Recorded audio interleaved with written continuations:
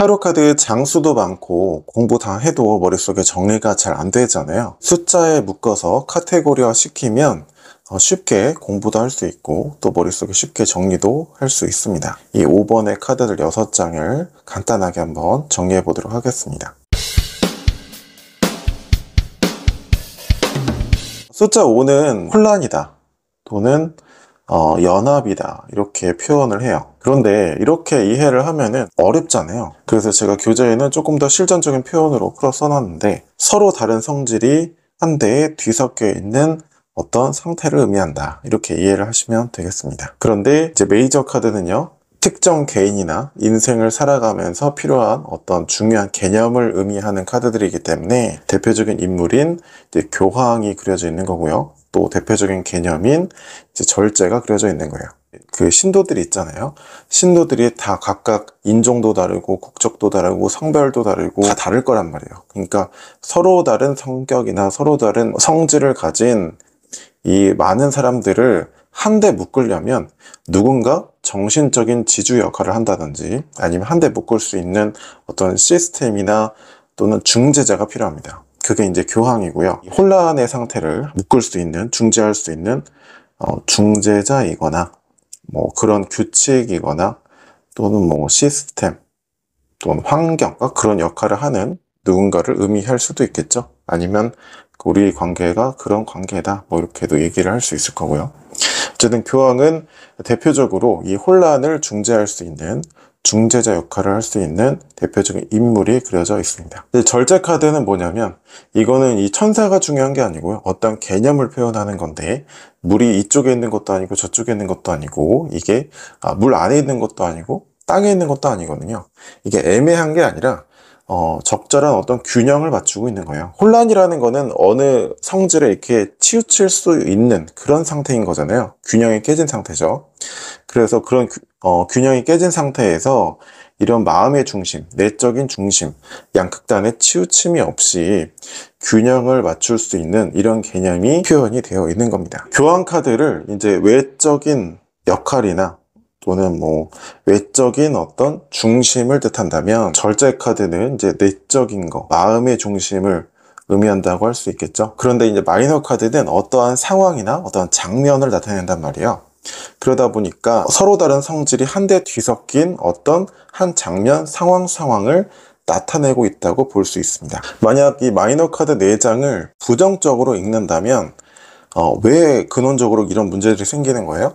이 메이저에서 말하는 중재자나 혼란을 잠재할 수 있는 역할이나 또는 이 메이저 카드 절제에서 말하는 마음의 중심, 균형을 잃었기 때문에 나타나는 일들일 수 있다, 이렇게 볼 수가 있는 겁니다. 오해하지 말아야 될 게, 뭐 마이너 카드는 안 좋고 메이저 카드는 뭐 좋고 이런 의미가 아니에요. 실전에서는 좋고 나쁨이 없어요. 이제 고민 상황에 맞춰서 리딩이 되는 거죠. 그런데 이제 마이너 카드를 이제 큰 개념에서 부정적인 상황으로 다 읽는다면 이 메이저에서 말한 역할이나 개념이 부재하기 때문에 일어나는 상황일 수 있다, 이렇게 이해를 할 수 있겠죠. 4장의 마이너 카드는 각각의 원소가 의미하는 그 어떤 측면이 있잖아요. 이제 완드는 일이자 행동을 의미하죠. 그러다 보니까 일적으로 서로 혼란에 빠진 상태, 즉 일적으로 부딪힌다는 거죠. 그리고 또 행동의 측면에서 본다면 서로 행동이 뒤섞였다, 이 무슨 얘기예요? 서로 일치가 안 된다는 얘기예요. 일치가 안 되고 서로 부딪히고 서로 경쟁하거나 서로 다투는 그런 상황을 나타낼 수 있는 거죠. 개인의 영역으로 본다면 자신이 사용할 수 있는 이 에너지를 한 군데에 집중할 수 없고 분산되는 이런 상황을 나타낼 수도 있어요. 그 다음에는 컵은 이제 감정이죠. 감정, 마음인데, 마음이 서로 다른 마음이 한데 뒤섞여 있는 상황인 거죠. 그러다 보니까 부정적인 거, 손실과 기회가 함께 있는데, 이런 상황에 닥치면 보통 사람은 어떤 모습을 취하게 되냐면 보통 부정적인 것에 집중하게 됩니다. 그래서 이 부정적인 것만을 보고 있죠. 반대편 시선을 그린 뉴비전 타로 카드를 보면은 이 사람들을 뭐 여러 가지 관점에서 뭐 설명할 수 있는데, 이 맥락에서 이어서 설명을 해보면, 다른 사람들은 이 지점을 떠났죠. 이동하고 있죠. 그런데 이 사람만 남아서 계속 떠나지 못하고 있습니다. 그거 왜 그럴까요? 이 쓰러져 있는 컵들에만 너무 집중하고 있기 때문이에요. 등 뒤에 이렇게 물도 흐르고 있고요. 감정이라는 게 이렇게 계속 흘러가야 되는 건데 거기에 매여 있고 얽혀 있는 그런 상태라고 볼 수가 있습니다. 만약에 이런 내적인 균형을 내가 가질 수 있다면 이렇게 부정적인 손실에만 집중하고 있진 않겠죠. 펜타클은 물질이자 결과물이기도 하고요. 어떤 현실적인 가치를 의미하기도 합니다. 서로 다른 물질이 한 대 뒤섞였대요. 정작 쫓아야 되는 결과나 목표는 하나겠죠. 그런데 이 사람들이 그것을 보지 못하고 지나치고 있습니다. 그만큼 더 중요한 것을 못 보고 혼란에 빠진 상태라는 거죠. 이 반대편 장면을 그린 뉴비전 타로 카드를 보면은 이 건물 안쪽에 장면이 나타나 있는데 본질적인 가치를 찾은 사람은 이 건물 안에서 아이를 안고 휴식을 취하고 있는 이런 모습이 그려져 있습니다. 그러니까 좀 더 본질적인 가치, 더 중요한 가치가 무엇이냐 이것을 알려주는 모습이라고 할 수 있겠죠. 현실적으로 무엇이 더 중요한 것이냐 이렇게. 그런데 이제 그게 혼란에 빠진 거예요. 정신적인 지주나 주변에서 조언해주는 사람이 없기 때문에 이런 상황이 벌어질 수 있다는 거죠. 그 다음에는 이제 소드죠. 소드는 이제 영향력이에요. 또는 뭐 이성을 나타내기도 하는데 영향력이 혼란스러운 상황이다. 이 무슨 상황일까요? 영향력을 쥔 사람도 실제 진짜 영향력이 있는 것도 아니고 영향력이 없는 사람도 그렇다고 해서 뭐 이 사람이 진짜 실패했냐 뭐 이렇게 볼 수도 없는 상황이라는 거예요. 즉 한마디로 얘기해서 진정한 승자도 패자도 없는 상황이라는 거죠. 그래서 저 멀리 사람들이 너 가져라고서 검을 내려놓고 그냥 떠났잖아요.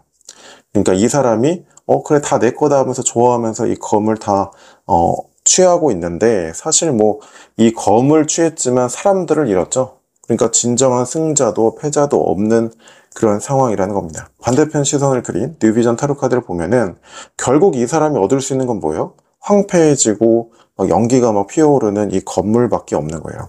결국에는 실익이 없는 그런 상황이라는 거죠. 애초에 부딪히고 뭐 싸워봤자 뭐 게임이 안 되니까 그냥 내려놓고 떠난 건데 혼자서 좋아하고 있는 그런 상황인 겁니다. 코스믹 사이클 타로라는 덱에서 보면 이 절제 카드가 이 요가인가요? 어떤 운동을 하고 있는 모습이 그려져 있는데 내면과 신체의 균형을 맞추고 있는 이런 모습일 수도 있고요. 아니면 오롯이 자신의 마음의 소리라든지 자신의 삶에 집중하는 그 마음의 중심을 다지는 그런 장면이 그려져 있다고 볼 수도 있습니다. 5번의 카드들을 활용해서 실전 해석도 한번 간단하게 진행해 보도록 하겠습니다.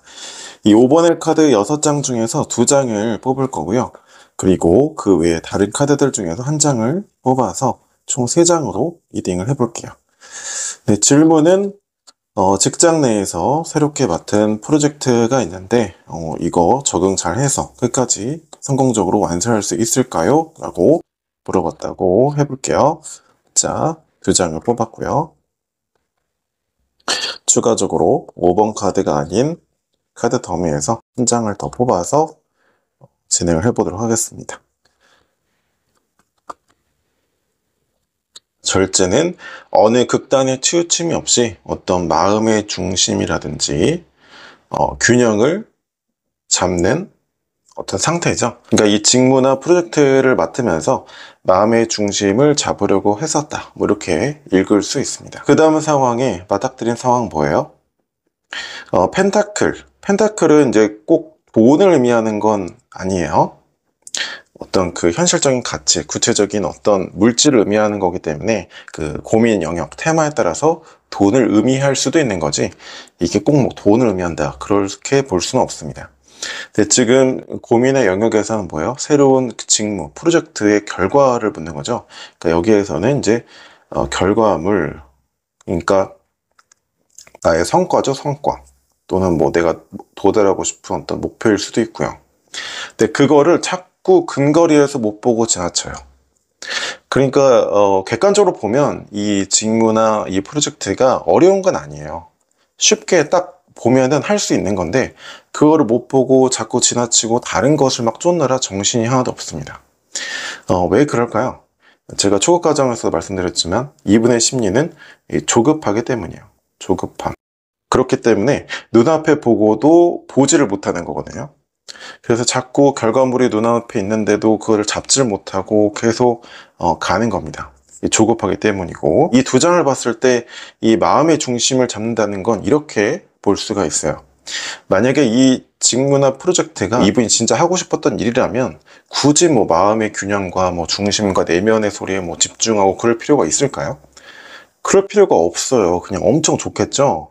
굳이 이런 개념과 이러한 내면의 어떤 중심을 잡아야 된다는 얘기는 이게 본인이 기대한 일이 아니라든지 아니면 원했던 일이 아닐 수 있다는 거예요. 아니면 전혀 뭐 예상치 못했던 결과일 수도 있다는 거예요.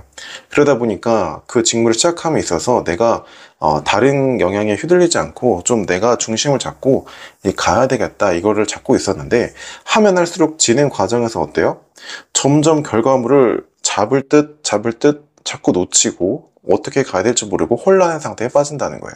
그 결과 어때요? 펜타클 10번이요.